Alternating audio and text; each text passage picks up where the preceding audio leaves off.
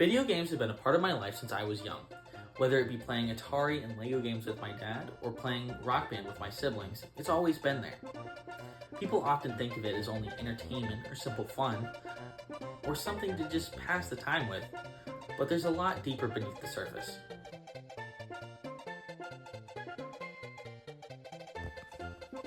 The origins of video games trace back to the 1950s with Tennis for Two, a simple game created on an oscilloscope, and later Space War in the early 1960s. These early experiments were technological novelties, but they sparked something bigger. By the 1970s, the industry began to take shape with arcade cabinets and home consoles. Atari's Pong became a massive success and helped launch video games into mainstream consciousness. The golden age of arcades soon followed in the late 70s and early 80s with cultural juggernauts like Pac-Man, Donkey Kong, and Space Invaders, drawing huge crowds. Arcades became social hubs, places where kids and teens would gather to compete. At the same time, the battle for the living room began. Home consoles emerged as the next frontier, kicking off the early console wars. Atari dominated the 70s with the Atari 2600. Competition soon arrived. Mattel's Intellivision brought superior graphics and marketed itself as more sophisticated, while ColecoVision pushed technical capabilities even further. These early rivals each had their fan bases, setting the stage for brand loyalty and one-upmanship that would define console competition for decades to come. I'll try almost anything. So when Mattel Electronics asked me to compare their Intellivision games with Atari, I gave it a try. I compared Atari baseball with Intellivision and found Intellivision played much more like real baseball. Then I compared Atari football with Intellivision. Again, Intellivision played more like the real game. In my opinion, if you try them both, there's only one conclusion you can come to. Intellivision from Mattel Electronics. Though the video game crash of 1983 briefly derailed the industry, due in part to market oversaturation and poor quality games, it also paved the way for a massive rebirth. That rebirth came with the arrival of the Nintendo Entertainment System in 1985. Originally launched as the Famicom in Japan, the NES was carefully marketed in the US to distance itself from the failed systems of the past. Nintendo bundled it with the now iconic Super Mario Bros. Plus Duck Hunt cartridge, and alongside it introduced the Nintendo Seal of Quality, which assured consumers of its legitimacy. The NES reignited interest in home gaming and created a new standard for what video games could be. Not long after, Sega entered the market with the Sega Master System, launching a rivalry that would soon intensify. Though the NES had a strong foothold, Sega positioned its console as technologically superior and tried to win over gamers with titles like Alex Kidd and Phantasy Star. The competition exploded with the arrival of the 16-bit era. Sega released the Sega Genesis, while Nintendo countered with the Super Nintendo Entertainment System. This period of console wars became legendary. Sega's edgy marketing campaign, centered around the slogan, "Genesis does what Nintendo don't," helped push Sonic the Hedgehog as a cooler, faster alternative to Mario. Gotta go. Hey, guy, you're the first serious gamer I've seen all morning. Check this out. Brand new 16-bit Super Nintendo with Super Mario World. Wow! Oh, what's this one? Oh, this is a Sonic the Hedgehog from Sega Genesis. Hey, look at these radical colors, huh? Wow, Sonic's fast, too. No, over here. I like Genesis, and it costs a lot less. Wait, kid, that game I'll there. take Sonic and Genesis. I knew that. Sonic the Hedgehog. More action, more speed. Sega Genesis, it's a whole lot more for less. The rivalry was about more than hardware. It was about identity, tone, and audience. Nintendo leaned into family-friendly content and polished gameplay, while Sega embraced a rebellious teenage appeal.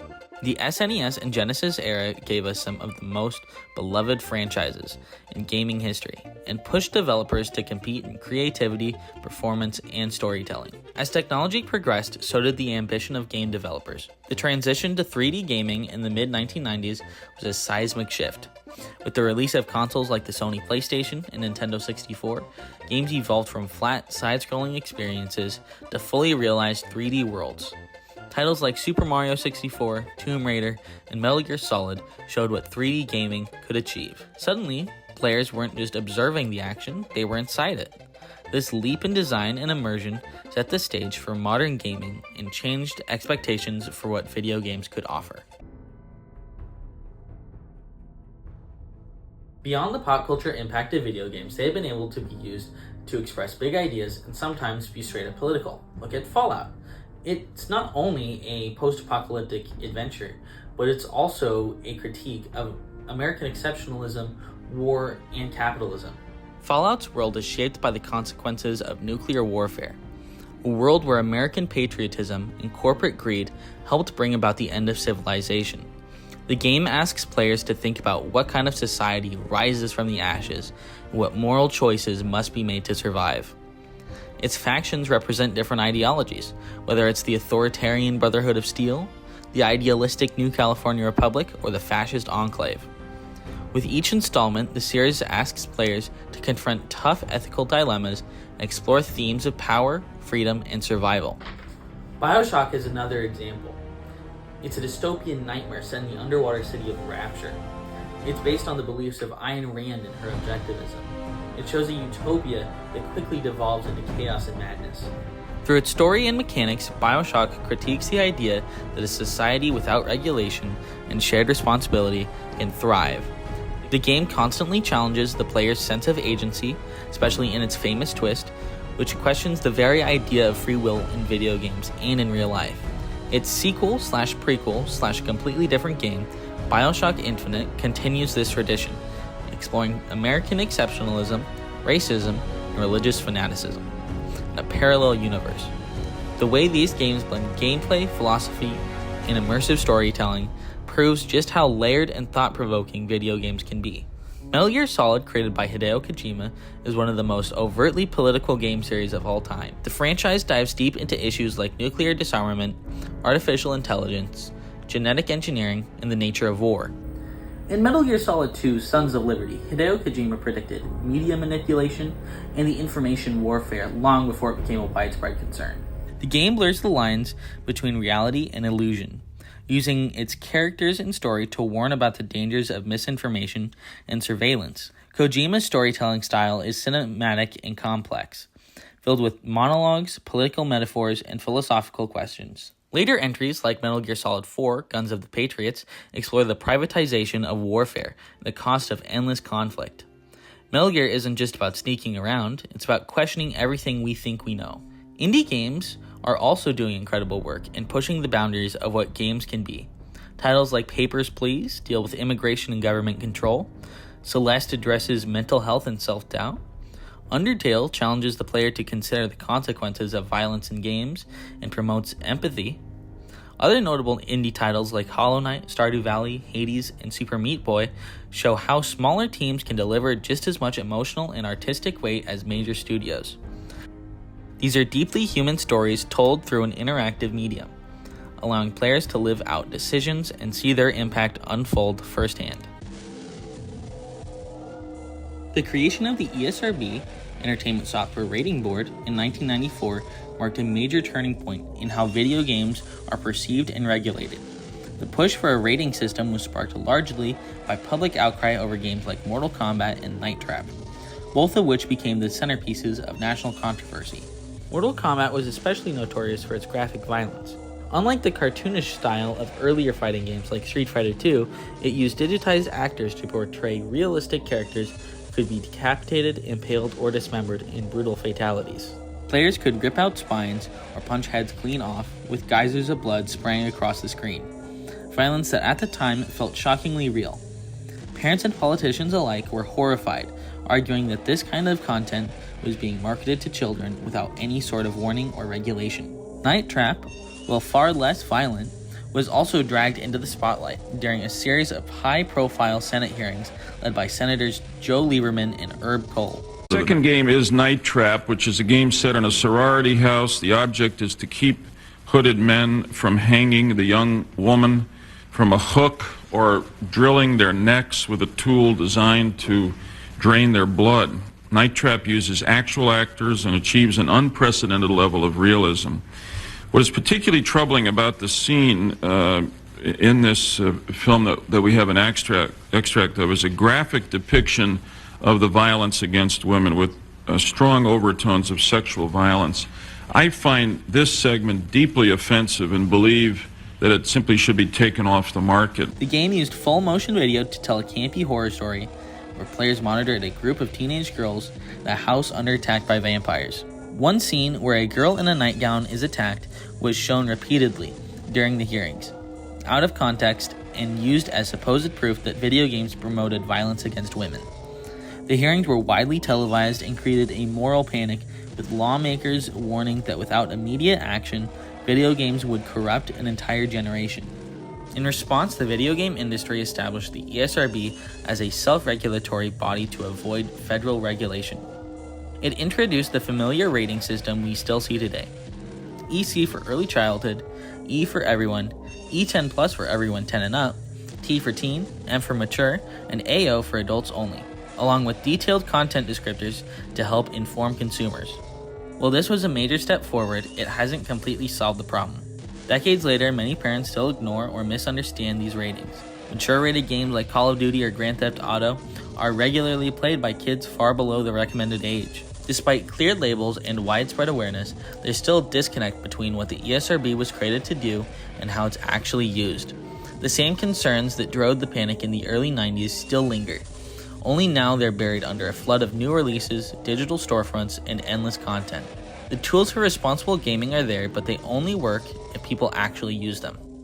Despite efforts to regulate content and protect younger players, video games continued to face significant backlash, none more intense than after the Columbine High School massacre in 1999. In the aftermath of the tragedy, public figures and politicians scrambled to find answers. They quickly used the game Doom as a scapegoat. With its fast-paced gameplay, guns, gore, and demonic imagery, it was one of the most influential first-person shooters. It had become wildly popular in the 90s and was even used as a training simulation for the military. When it was discovered that Eric Harris and Dylan Klebold, the shooters responsible for the massacre, were fans of Doom, the game was quickly scapegoated. Reports claimed Harris had even designed custom levels that mimicked the layout of Columbine High School, though this was never actually confirmed. The narrative that violent video games had somehow trained the shooters dominated headlines. Alongside Doom, other aspects of youth culture were blamed, including heavy metal and industrial music. Marilyn Manson also found himself at the center of the controversy, becoming a primary target for the blame amidst the public outrage. Though there was no evidence the shooters were avid fans of his music, his name was dragged into the controversy simply because he represented what many adults saw as disturbing. Manson later addressed the event in interviews where he pointed out that blaming artists and entertainers was a way to avoid addressing deeper issues like bullying and mental health, which I completely agree with. When I was a kid growing up, music was the escape. That's the only thing that had no judgments. You know, you can put on a record and it's not going to yell at you for dressing the way you do. It's going to make you feel better about it. Definitely can see why they would pick me, because I think it's easy to throw my face on a TV because I'm, in the end, sort of a poster boy for fear, because I represent what everyone's afraid of, because I do and say what I want. Two byproducts of that whole tragedy were violence and entertainment and gun control. And how perfect that was the two things that we were going to talk about with the upcoming election. And also then we forgot about Monica Lewinsky, and we forgot about the president was shooting bombs overseas, yet I'm a bad guy because I've sang some rock and roll songs. And who's a bigger influence, the president or Marilyn Manson? Do you know, I'd like to think me, but I'm going to go with the president. Do you know that the day that Columbine happened, the United States dropped more bombs on Kosovo than any other time during that war? I do know that, and I think that that's really ironic, you know, that nobody said, well, maybe the president had an influence on this violent behavior. No, because that's not the way the media wants to take it and spin and turn it into fear, because then you're watching television, you're watching the news, you're being pumped full of fear. There's floods, there's AIDS, there's murder, and it's just it's a campaign of fear and consumption. And that's what I think that it's all based on, is the whole idea that keep everyone afraid and they'll consume. And that's really as simple as it can be boiled down to. Right. If you were to talk directly to the kids at Columbine or the people in that community, what would you say to them if they were here right now? I wouldn't say a single word to them. I would listen to what they have to say, and that's what no one did. Politicians held press conferences, and many parents began to see games not as harmless fun, but as a danger to children. Yet numerous studies conducted in the following years failed to find a direct link between violent video games and real-world violence. The Columbine shooting became a catalyst not just for school safety and gun control debates, but for how games were viewed by the public. Later on, the Postal series became one of the most controversial games in history, largely due to its violence, dark satire, and its willingness to push boundaries that many considered untouchable. Here at E3 that it takes a special one to sort of jump out of the crowd and catch your attention. Well, one has. It is a big hit here, but it is not a big hit with the post office. The wall poster of the big E3 computer game show in Atlanta bears the unmistakable image of an AK-47 rifle, and it asks what went wrong. For some, the answer might be the game itself. It is called Postal, a software offering already being hailed as a hit even before its scheduled September release. To anyone unfamiliar with computer software games, the blood and the mayhem of Postal could be a shock.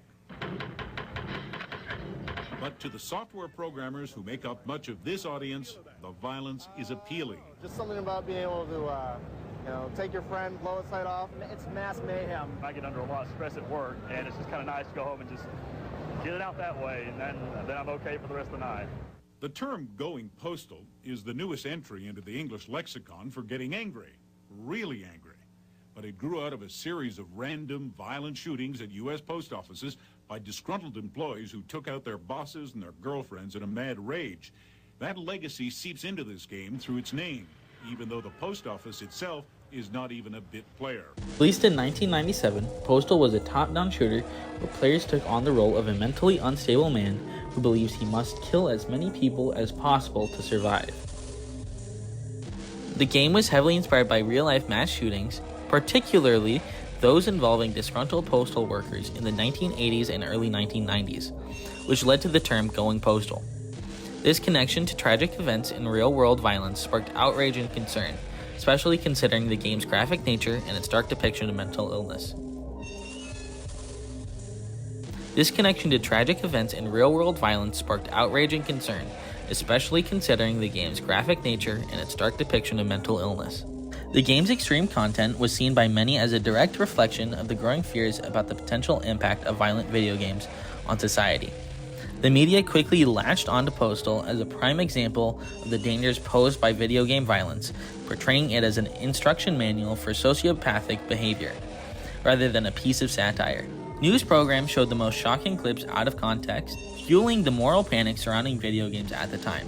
Critics were quick to condemn Postal for its brutal depiction of violence, but the game's developers, who Running with Scissors, defended it as a satirical commentary on American society and the media. Despite the backlash, Postal and its sequels developed a cult following, with some players embracing its dark humor and irreverent tone, viewing it as a critique of political correctness and censorship. However, the game's controversy remained, with it being banned in several countries, including New Zealand and Germany, and remaining unavailable on mainstream digital platforms for years.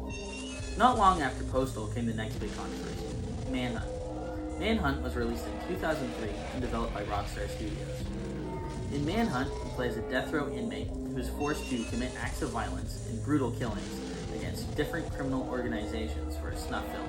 The game's violence was disturbing, not only because of its intensity, but also due to its focus on stealthy methods of killing, with players encouraged to make each murder as grotesque as possible to earn higher points. The controversy surrounding Manhunt reached its peak in 2004 when it was linked to the murder of a 14-year-old British teenager who had been killed by his friend. The British media seized on the fact that the killer had been reportedly influenced by Manhunt, despite the fact that it was later revealed that he did not own the game. The victim did. The accusations fueled public outrage and a moral panic that painted Manhunt as a direct cause of violence, even though there was no evidence to support the claim. In the wake of this controversy, Manhunt's sequel, Manhunt 2, was released in 2007, but it faced even harsher censorship. It was initially given an AO rating by the ESRB, a rare and highly controversial rating. The game was heavily edited before being released in most markets, and its full version was effectively banned in several regions. Discussions around Manhunt and its sequel often overlooked the game's deeper narrative and social commentary, focusing instead on the violence. A more recent example of a controversial game is Hatred, which sparked a large amount of criticism for its nihilism and lack of moral context.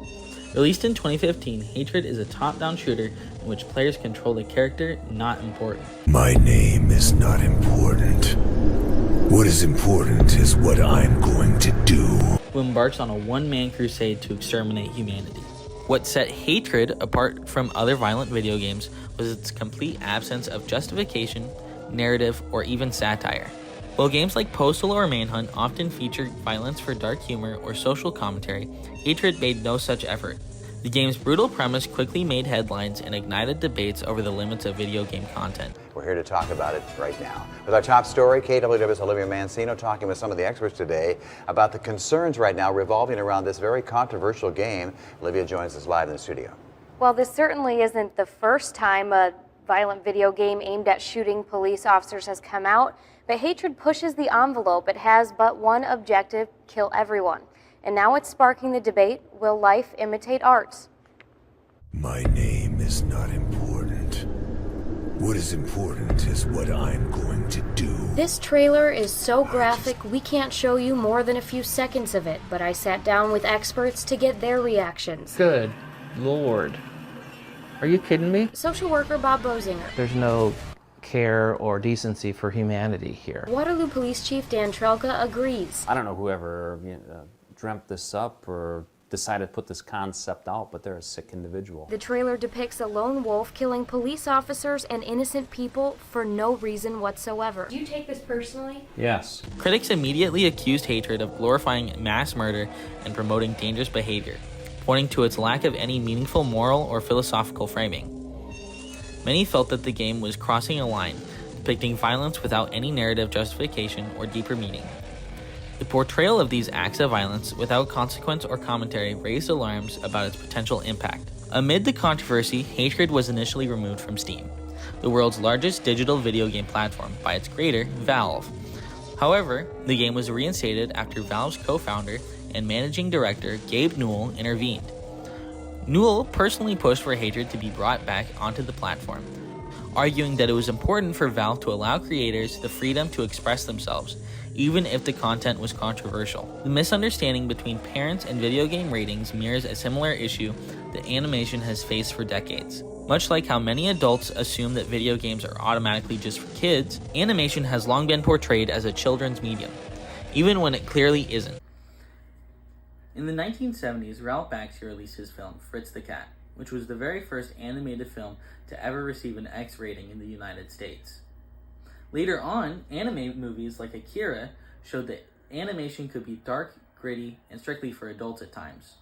Later on, shows like South Park or Family Guy continued this on the TV screens to a much further extreme. Still, many parents mistakenly assume that any animated show is safe for kids, just as they often ignore the M rating on a game box. Throughout all these controversies, video games became a frequent target for blame during times of societal fear or tragedy. The ESRB may have been created to provide clarity and control, but the broader conversation around games, violence, and morality has never really gone away, even if it should. Over time, video games have earned a more respected place in the world of entertainment. Like movies, books, and music, games are a storytelling medium. But what sets them apart is how interactive they are. In a game, you're not just watching the story, you're part of it. You can make choices, explore the world, and experience things firsthand. That level of immersion can make the emotional moments hit harder. Games can be emotional. They can be beautiful, they can be weird, experimental, political, and deeply human. They're not just one thing, they're a million things at once, and that's what makes them so important. They're a reflection of who we are and who we want to be. They help us explore ideas, emotions, and identities in ways that other media simply can't. Video game music deserves its own spotlight, not just as a memorable element of gameplay, but as a fundamental part of the gaming experience that often elevates a game from good to unforgettable. From catchy minimalist 8-bit tunes of early Nintendo games to sweeping, fully orchestrated scores of modern epics, music in games has evolved into a powerful storytelling tool. Composers like Koji Kondo, Nobuo Uematsu, Yoko Shimomura, and Jeremy Soule have crafted soundtracks that rival the most iconic film scores. Their work doesn't just set the mood, it defines the game. This emotional connection has only grown stronger in recent years. Games like Hollow Knight, Ori and the Blind Forest, and Nier Automata use music as more than just atmospheric filler. They weave it directly into the narrative and gameplay. It becomes a part of the story, enhancing the emotional stakes and immersing the player in a way few other forms of media can achieve. The result is a deep experience that sticks with players. Beyond music, the influence of video games has been steadily expanding into other media, particularly film and television. For years, game-to-screen adaptations were notorious for being tone-deaf cash grabs that missed the point of their source material. Thankfully, a shift is underway. Most recent adaptations like Detective Pikachu, Sonic the Hedgehog, Cyberpunk Edgerunners, Amazon's Fallout series, and now the new Minecraft movie have shown that respecting the source material and understanding what makes the games important to fans can lead to real success. These adaptations don't just bring gaming stories to new audiences, they validate gaming as a serious medium. They show that video games have characters, plots, and emotional weight worthy of film and television, and that their narratives can stand alongside the best of other art forms. While movies and TV shows based on video games have come a long way, it's important to remember that they can never fully replace the experience of playing the original games. Games are interactive by nature. Players don't just watch the story unfold, they shape it through their actions. That kind of immersion is something no passive medium can truly replicate. However, adaptations still bring value in their own way. They can expand a game's universe, offer a new perspective, or simply introduce the world to people who might never pick up a controller. A well-made adaptation doesn't compete with the source material, it complements it. All of this points to something bigger now. Video games are no longer just games. They're books and they're movies and they're TV shows, music, all wrapped up into one interactive package we can all enjoy. They provoke thought, they stir emotions, they allow for creativity, and each day they become more and more legitimate among the eyes of the mainstream.